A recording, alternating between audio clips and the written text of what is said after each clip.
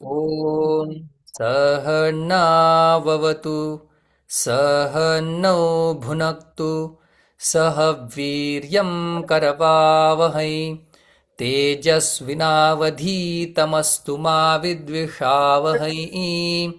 ॐ शान्ति शान्ति शान्तिः। पठामि संस्कृतं नित्यं वदामि संस्कृतं सदा ध्यायामि संस्कृतं सम्यक् वन्दे संस्कृतमातरम्। सरस्वति नमस्तुभ्यं वरदे कामरूपिणि विद्यारम्भं करिष्यामि सिद्धिर्भवतु मे सदा। येनाक्षरसमाम्नायम् अधिगम्य महेश्वरात् कृत्स्नं व्याकरणं प्रोक्तं तस्मै पाणिनये नमः। येन धौता गिरः पुंसां विमलैः शब्दवारिभिः तमश्चाज्ञानजं भिन्नं तस्मै पाणिनये नमः। धडा 30वा त्यातील शेवटचा भाग आपल्याला समजून घ्यायचा आहे आणि त्याचे वाक्य पटापट बनवायचे आहेत. मग समजून घेताना आता आपल्याला फक्त धातू काय आहे आणि त्याचा अर्थ एवढं समजून घ्यायचं आहे. ई नावाचा धातू आहे, त्याची रूप वेगळी होतात ती आपण पाहणार आहोत. ईचं रूप होतं एती आणि थोडासा वेगळा चालतो तो, त्याचा अर्थ होतो जाणे. मग आता आपल्याकडे जाणे या अर्थाचे किती धातू आहेत असं जर कोणी विचारलं तर सगळ्यात जास्त जाणे या अर्थाचे धातू आहेत आपल्या संस्कृतमध्ये. मग आपल्याला आतापर्यंत गच्छती माहिती आहे, आता याती सुद्धा माहिती आहे, द्वितीय गणातला आपण मागे पाहिला. आणि आता ई एती, ई हा मूळ धातू आहे जाणे. बर, या ईलाच उत नावाचा उपसर्ग लागला आणि ई धातू, तर ईचं एती होतं. मग उत, त्या तचा द का होतो, जस्त्व संधी. उदेती म्हणजे काय, उगवणे, उदय होणे. बघा, उदय होणे, उगवणे म्हणण्यापेक्षा उदय होणे स्पष्ट आहे. ठीक आहे, जरी सूर्य उगवतो अंकुर पण उगवतो, मग फरक कळावा म्हणून स्पष्ट उदय होणे, उदेती. बर, आ नावाचा उपसर्ग ई धातू, असा धातू आणि उपसर्ग अष्टाध्यायी.com वरती नाही बघायला मिळत, पण आता तो होणार आहे ऐती. याचा अर्थ काय, येणे. आतापर्यंत आगच्छती माहिती होतं, आता ऐती. आ आणि ए यांची मिळून वृद्धी संधी झाली, कारण की ईचा काय होतो, एती. मग तो ए आणि हा आ यांचा मिळून होणार ऐ. अ किंवा आ यांच्या पुढे ए किंवा ऐ आल्यानंतर दोघांचा मिळून ऐ होतो, ह्याला वृद्धी संधी असं म्हणतात. त्याचा अर्थ होतो येणे. अप आणि ई, ई म्हणजेच एती, मग काय अर्थ होतो, अपयेती. पुन्हा एकदा वृद्धी संधी, अप मधला अ, एती मधला ए, दोघांचा मिळून झाला ऐ. अपयेती म्हणजे दूर जाणे किंवा सॉरी क्षम्यताम, दूर होणे किंवा निघून जाणे असा पण अर्थ आहे, दूर होणे, निघून जाणे. आता एती, उदेती, ऐती, अपैती याच्याविषयी थोडीशी शंका आहे, कारण की वाक्यामध्ये दिलेलं आहे त्यांनी, पण उदाहरण वाक्यामध्ये त्यांनी एकही दिलेलं नाहीये, पण आपण वृद्धी संधी करून घेतलेला आहे. आता फक्त ई धातू आपल्याला बघायचा आहे, तो कळाला की बाकी सगळे त्याच्या पुढे उपसर्ग लागणार आहे, एवढाच फरक होणार आहे. पुन्हा एकदा बोलतो, ई धातूची रूपं आपल्याला कळाली तर त्यानंतर काय, उपसर्ग लागून त्याची रूपं बनणार आहेत. बघा, आता एकदा वाचतो 5 लकारांमध्ये. एती, इतः, यंती, पूर्ण वेगळं. येशी, इथः, इथ. एमी, इवह इमह एवढं लक्षात ठेवायला सोपं आहे. आता हे थोडंसं वेगळं आहे, पण बघा तह थह वह थ मह आणि हे एक वचनामध्ये प्रथम पुरुष मध्यम पुरुष प्रथम पुरुष मध्यम पुरुष उत्तम पुरुष याच्यामध्ये काय ए ए ए असा आपण म्हणूया गुण होतो. बर, लृट लकार सोप्पा आपल्याला माहिती आहे. एष्यती एष्यतः एष्यन्ति अगदी सोपा. एष्यसि एष्यथः एष्यथ एष्यामि एष्यावः एष्यामः. बर, लोट लकार लागलीच. एतु इताम यंतु इहि इतम इत अयानी अयाव अयाम. बर, राहिला कुठला लंग लकार बघा. ऐत ऐताम आयन ऐहे ऐतम ऐत आयम ऐव ऐम. नाही लक्षात राहिलं हरकत नाही, आपल्याकडे गच्छती आहे याती आहे सोपे धातू आहेत. बऱ्याच ठिकाणी गीतेमध्ये तरी हा if I am not wrong तर नाही पाहायला भेटलेला आहे, पण असूही शकतो, 100% नाही सांगू शकत. विधिलिंग लकार इयात इयात इयाताम इयुहु इयाहा इयातम इयात इयाम इयाव इयाम. ठीक आहे, 5 लकारांमध्ये आपल्याला कळलं, भरपूर झालं. बाकीचे रूप कसे बनणार आहेत ह्याला फक्त आपण उपसर्ग लागणार आहे. आता पटापट आपण वाक्य बघूया. बघा हे वरच ठेवतो जेणेकरून आपल्याला लागेल ते कळेल. उदाहरण वाक्य 6. काय सांगते 6 वाक्य. देव परसो आया था. देवः परसो परह्यः आया था. माता आपल्याला जावं लागेल लंग लकारामध्ये, त्याचं होतं ऐत.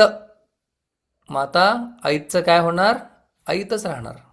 का बरं, आ उपसर्ग आणि ऐत, मग पुन्हा काय होणार ह्याची संधी होणार, मग त्यांचा सुद्धा अर्थ काय होणार ते राहणार कसं ऐतच. मग फरक काय इत आणि ऐत मध्ये काहीच फरक नाहीये. मग समजून कसं घ्यायचं, परह्यः दिलंय म्हणजे आला होता एवढं समजून घ्यायचंय. म्हणजे कॉन्टेक्स्ट काय चाललेलं आहे, प्रकरण काय चाललेलं त्याच्यानुसार आपल्याला अर्थ कळणार आहे. हे वाक्य असंच हवेत कुठेतरी एक वाक्य येणार नाही. मग ऐत जाणे आणि ऐत येणे एकच रूप झालं, ते फक्त म्हणून त्यांनी हा धातू वेगळा नसेल दिलेला कदाचित. वह परसो आया था कल गया. कल शह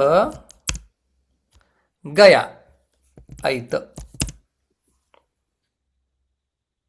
बरोबर, ऐत आणि त्याला आ उपसर्ग लागल्यानंतर येणे असा होतो. आ उपसर्ग लागला तरी ऐतच राहणार आहे, कारण की वृद्धी संधी होऊन आ आणि ऐ यांचा ऐच राहणार आहे. देवः परशः ऐत ह्यः ऐत. तो काल आला, परवा आला आणि काल गेला. 7 थोडं कन्फ्युजिंग सेंटेन्स आहे, असं का दिलंय मला नाही माहिती. ठीक आहे, तरी ही सुधारित आवृत्ती आहे. मैं कल जाऊंगा. अहम श्वः ऐष्यामि. If I am not wrong, हा ओ ऐष्यामि नॉट आई. अहम श्वः ऐष्यामि मी उद्या जाईन. परसो पुनः आऊंगा. परसो परश्वः पुनः आता ऐष्यामि.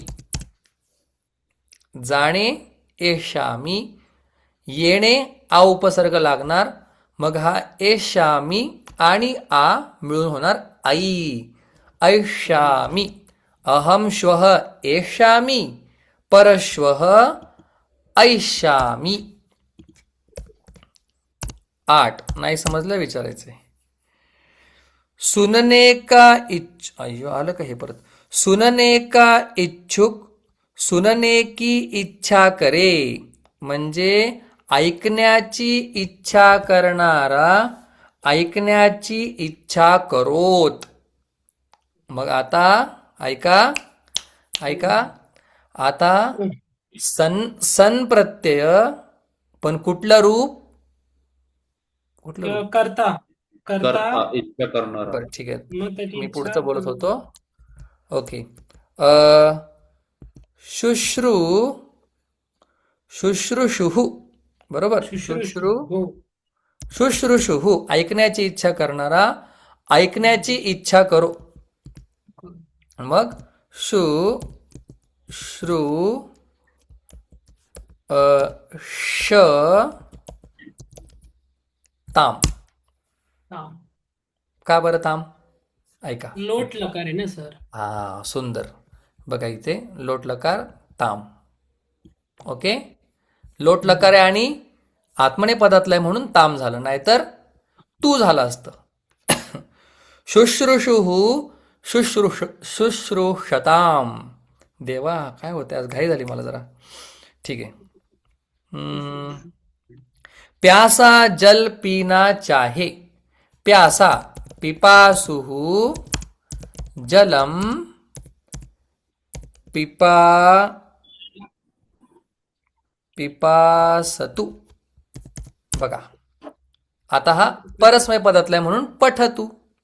पिपासतु तहानलेला पाणी पिण्याची इच्छा करो. बरोबर. जिज्ञासू जानना चाहे. सगळे लोट लकारच आहेत, बरोबर.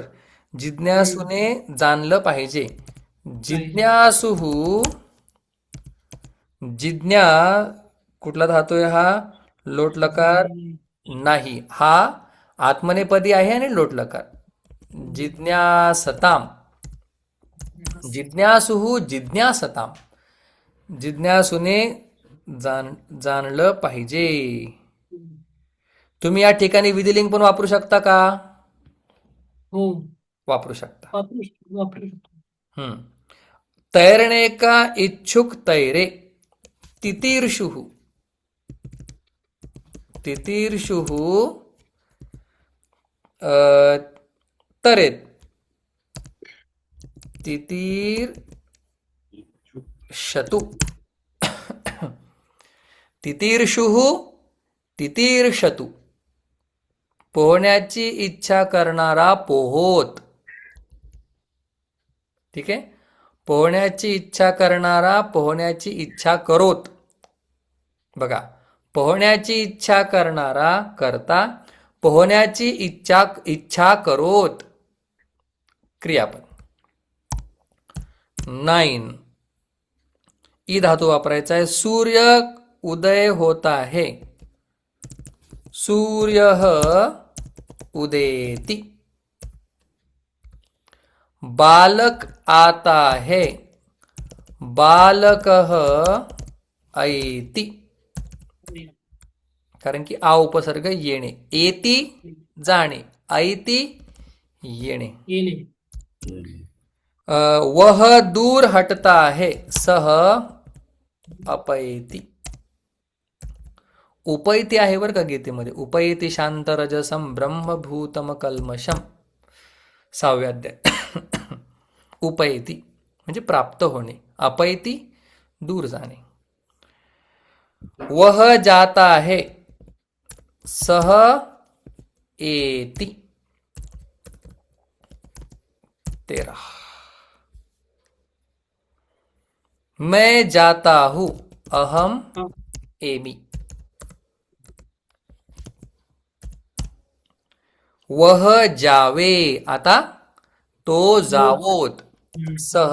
आता आपण विधिलिंग वापरूया. कशाला विधिलिंगवर नारा धरायचे? विधिलिंग वापरूया म्हणजे विधिलिंगची आपल्याला प्रॅक्टिस होईल. इयात सह इयात आणि शेवटी असल्यामुळे इयाद. 15 तुजा त्वम ई इया नो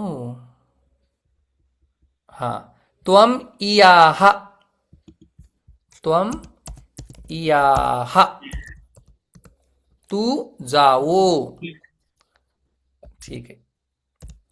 लोट पण वापरू शकतो, विधिलिंग आपण मुद्दामून वापरतोय. मैं जाऊ अहम इयाम. यस इयाम इयाम मी जावो. 17 वह गया सह आता ऐत ऐत येणार, मग अशीच आपण लिहिलं होतं ऐत.